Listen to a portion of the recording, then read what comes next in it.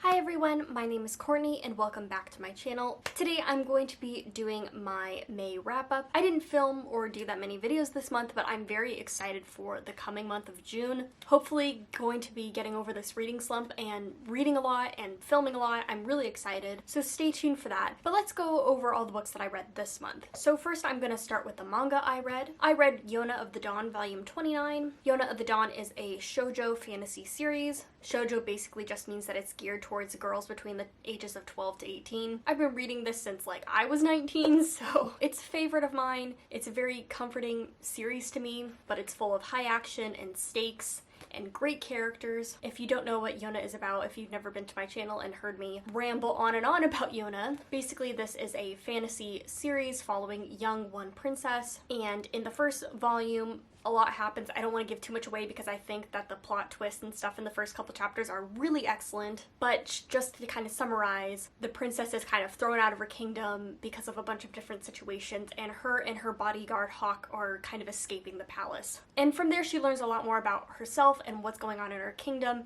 and it's just excellent, excellent. The next manga I read was Skip Beat volume 45. Again, Skip Beat is one of the series that I continue to buy whenever it comes out. The author has kind of been on and off hiatus, and I can kind of feel that in the writing. It definitely feels like they're going at a slower pace and that they have been kind of going through a little bit of a slump for the past couple years, if I'm being honest. Everything that's happening in Skip Beat is like really good and really exciting, but I hope that the author can like take a little bit of a break and then get back to writing the really good stuff, because I am still excited for the series even though this started coming out like 15, 17 years ago now. I feel so old. But I've been reading Skip Beat for about 7 years. If you don't know, this is like a shoujo comedy, rom-com kind of situation. It's not life or death like Yona is, but there are a lot of high stakes in like high risk situations. It's very funny, very kooky. I recommend the manga, the anime, the drama. I really like the Thai drama that came out of this. But if you don't know, this follows a young girl, and she moves to Tokyo to live with her childhood best friend slash crush romantic interest, who has started his like debut as a singer and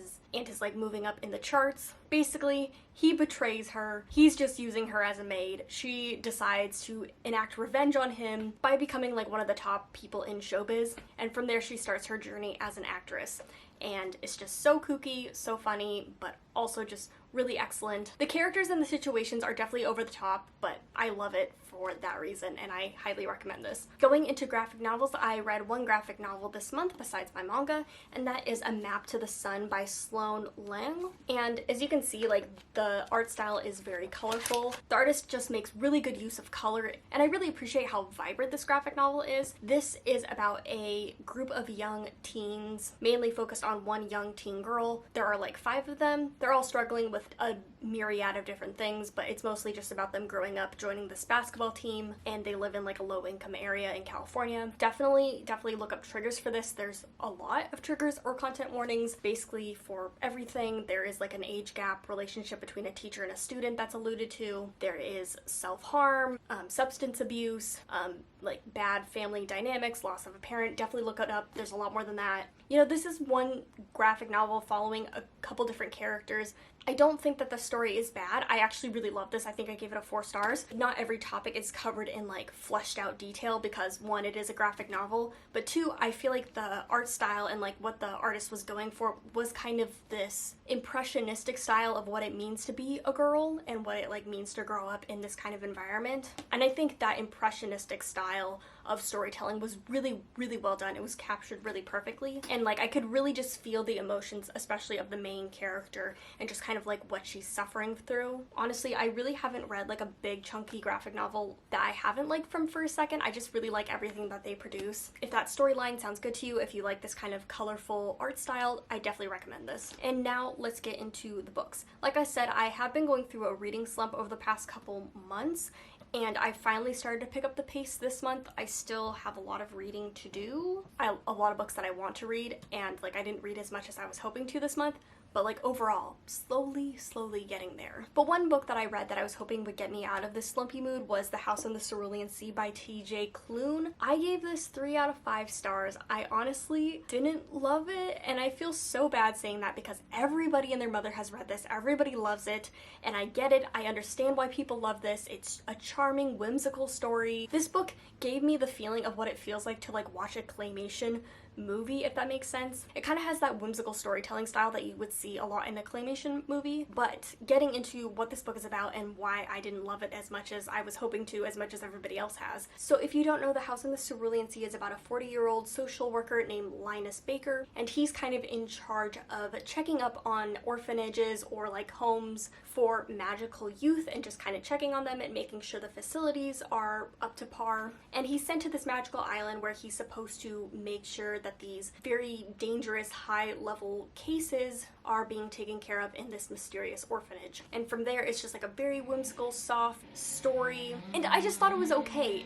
Like, the story pulled me in like the first 50 pages, but soon after I was just kind of feeling less like it was a warm hug and more just kind of like it was a slog. I felt like a lot of the children were a little bit trite and overly precious. I think it's really difficult to write children, and this just wasn't how I prefer to see children in books. While the romance is hinted at, I just felt like it needed a little bit more in the beginning to kind of show that these characters are feeling for each other. It was very like under the radar, and for me I just needed a little bit more spelled out, a little more explicit. But yeah, like I like it. I get why people really like it. Overall, it just ended up being kind of meh for me. I just didn't love it as much as I was hoping to, and I feel really sad about that because I can understand why people like this, and I feel like a heartless person because I just felt like it was okay. The next book I have here is Black Sun by Rebecca Roanhorse. So Black Sun is a new first book in a fantasy series. I don't know if this is a trilogy, if it's more books. I am really excited for more books because I really love this first book. I gave it like 4 stars. It's just a very solid first book in a fantasy series. If you don't know what this book is about, it's a multiple perspective adult fantasy novel, and it's taking place in an imagined fantasy world that's inspired by like pre-Columbus times. So some of the places in this book are inspired by like North American, Native Americans, and indigenous people, and then there are areas that are inspired by like Central America and South America, and it's just a really fascinating and unique fantasy story, obviously because of these influences, but also just like the characters, the story was just really interesting. I loved all the mythology. So this is a multiple perspective novel. So there's a couple different main characters. We follow a priestess who's like supposed to be like the main priestess, and she's dealing with like court politic drama. And then we have a male character who is like working in the military. We have a mysterious young man who has like a prophecy set about him, and then our main protagonist, or who I considered like the main protagonist, who is a captain of a ship and is like the messiest bi character ever, and I love her so much. And as far as characters go, this is excellent. I loved all the main perspectives. I loved the story and like their motivations and their consequences. And I just really loved how the characters moved through the story. I really loved like the main captain character, but like as soon as it was like the priestess turn or one of the other perspectives, I was just as interested in their plot lines and like what was going on with them. I'm excited to like get deeper into the world and deeper into the characters, but so far this first book was just like, again, very strong. It sets up really high stakes, and the characters make choices, and I'm really excited to see those choices and see those consequences in the future. I don't have anything bad to say about this. This was just really good. I'm just really excited to get even deeper into the world and into like what's going to happen next. And then getting into the last couple books I read, I have Stories of Your Life and Others by Ted Chiang. This is a short story collection that is sci-fi, mostly sci-fi, but there is also some like fantasy or speculative stories in here as well. And then I am currently reading Ted Chiang's second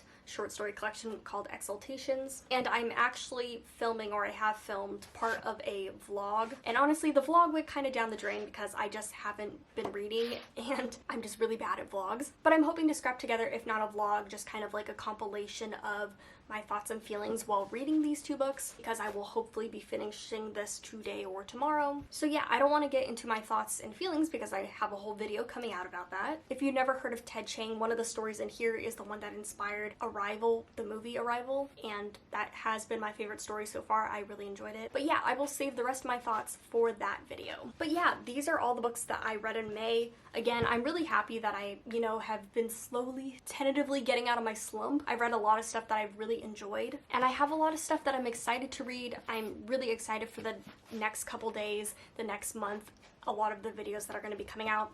Again, I have a video for this, hopefully in production. But again, thank you so much for watching. I hope you guys enjoyed. I'll see you guys later, and happy reading.